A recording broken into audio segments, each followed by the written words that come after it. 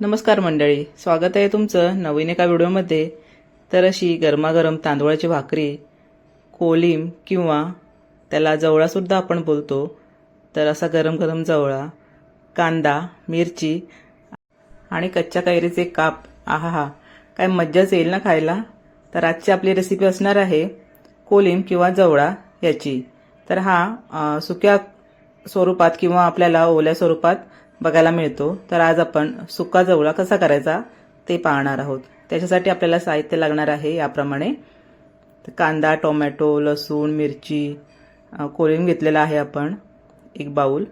आणि इथे तुम्ही कच्ची कैरी नसेल तर तुम्ही इथे कोकमाचा वापर करू शकता आणि तो करावाच, कारण आंबट आपण पदार्थ वापरल्यामुळे जो ओशाळ वास असतो सुकटचा किंवा कुठलाही तुम्ही सुकं मच्छीचं जे पदार्थ बनवता त्याच्यामध्ये आपण ते घालावेच, कारण त्याच्यामुळे आंबट पदार्थ घातल्यामुळे त्याचा ओशाळ वास निघून जातो. तर हे बघा, सुरुवातीला आपण काय करायचं आहे, आपला जो जवळा आहे तो आपण स्वच्छ करून घ्यायचा आहे. त्याच्यामध्ये छोटे छोटे असे बघा तुकडे मिळालेले आहेत मला, हे सगळं आपण काढून घ्यायचं आहे. असं स्वच्छ करून घेतला की त्यानंतर आपण काय करायचं आहे, तर आपण कढईमध्ये भाजून घेणार आहोत. ही प्रोसेस करणं खूप महत्त्वाचं आहे. आणि हा कोलिम भाजत असताना ताशी 100 किलोमीटरच्या वेगाने हा सुगंध सगळीकडे पसरत असतो. म्हणजे तुम्ही सोसायटीमध्ये राहत असाल किंवा गावात राहत असाल तर आजूबाजूला हा वास सगळीकडेच जातो. हा तुम्हाला अनुभव असेलच. तर आता हा भाजलेला कोलिम आहे किंवा जवळा आहे तो आपण पाण्यामध्ये थोडा वेळ ठेवणार आहोत. आणि ही प्रोसेस खूपच महत्त्वाची असते, कारण आपल्याला जे ढेकर येतात जवळा खाल्ल्यानंतर किंवा कोलिम खाल्ल्यानंतर ते येऊ नयेत म्हणून ही स्टेप करणं महत्त्वाचं आहे. तो भाजणे आणि स्वच्छ 3-4 वेळा धुवून घ्यायचा आहे. बघा, असं आपण धुवून घेतल्यामुळे काय होतं, त्याच्यामध्ये तुम्ही हा रंग पाण्याचा बघू शकता, पिवळा पिवळा आहे बघा पूर्ण. तर हे आपण 2-3 वेळा धुतल्यामुळे एकदम स्वच्छ होणार आहे जवळा. आणि त्यानंतर आपण पुढच्या प्रोसेसला सुरुवात करणार आहोत.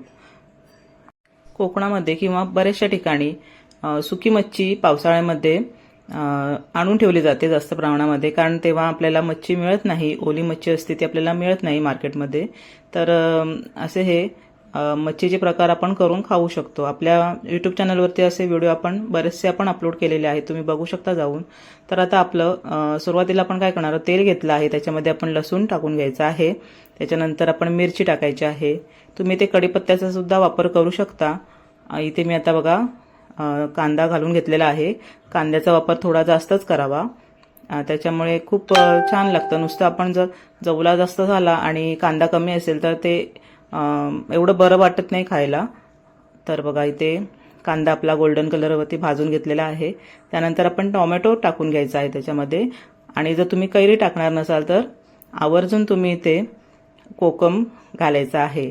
जर कोकमसुद्धा तुमच्याकडे अवेलेबल नसेल तर खाण्याच्या वेळेस तुम्ही इथे लिंबू खायला द्यायचा आहे. म्हणजे त्याच्यावरती पिळून लिंबू तुम्ही इथे बाजूला द्यायचाच आहे. त्याच्यामुळे कसं आंबट ढेकर वगैरे आपल्याला जास्त येत नाहीत कोळीम खाल्ल्यानंतर. तर आता हे बघा, हे सगळं आपलं व्यवस्थित भाजून झालेलं आहे. त्याच्यामध्ये आपण हळद, तिखट पावडर तुम्ही तुमच्या तिखट खाण्याच्या सवयीप्रमाणे तुम्ही घेऊ शकता. इथे मी 1 ते 1.5 चमचा इथे तिखट वापरलेला आहे. त्याच्यानंतर मीठ चवीनुसारच घालायचं आहे, कारण जे आपली ओली मच्छी असते त्याला ऑलरेडी थोड्या प्रमाणात मीठ लावलेलं असतं. तर हे बघा, हे आता व्यवस्थित आपण परतून घेऊया.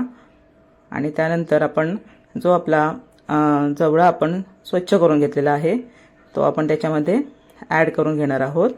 आणि व्यवस्थित त्याला वाफवून घ्यायचं आहे. 10 मिनटं तरी आपल्याला ह्याला वाफ घ्यावी लागते.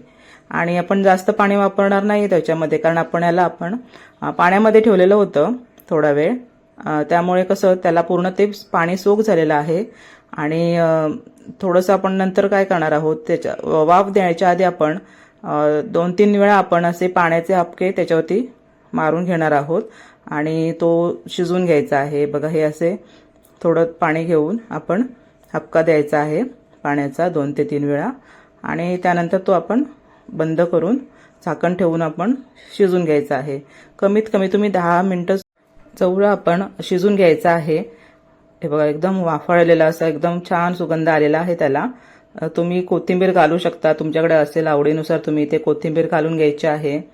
परत त्याला आपण एकदा परतून घेऊयात. तर आपला हा जवळा तयार झालेला आहे खाण्यासाठी. खूपच छान असा सुगंध येतोच आणि सुक्या मच्छीबरोबर ती एक घास तुम्हाला जास्तच जाणार. सुक्या मच्छीची तुम्हाला आणखीन कोणती रेसिपी बघायला आवडेल ते मला नक्की कमेंट बॉक्समध्ये सांगा. आणि आजची व्हिडिओ तुम्हाला आवडली का ते पण मला कमेंट बॉक्समध्ये सांगा. व्हिडिओला जास्तीत जास्त लाईक आणि शेअर करा. शेअर केल्यामुळे हा व्हिडिओ जास्तीत जास्त आपल्या मित्रमैत्रिणींसोबत पोहोचणार आहे. तर हे बघा, ते गरमागरम मी ते भाकरीसुद्धा करून घेतलेली आहे. टम्म अशी भाकरीसुद्धा फुगलेली आहे. आणि त्यानंतर पूर्ण जेवण इथे तयार होतं. आमटी, भात असा संपूर्ण स्वयंपाक आपण करून घेतलेला आहे. गरमागरम भाकरी तयार आहे. या सगळ्यांनी जेवायला. आणि ही माझी व्हिडिओ तुम्हाला आवडली असेल तर चॅनलला नक्की सबस्क्राईब करा. सगळ्यांचे धन्यवाद. सगळ्यांनी आपली काळजी घ्या.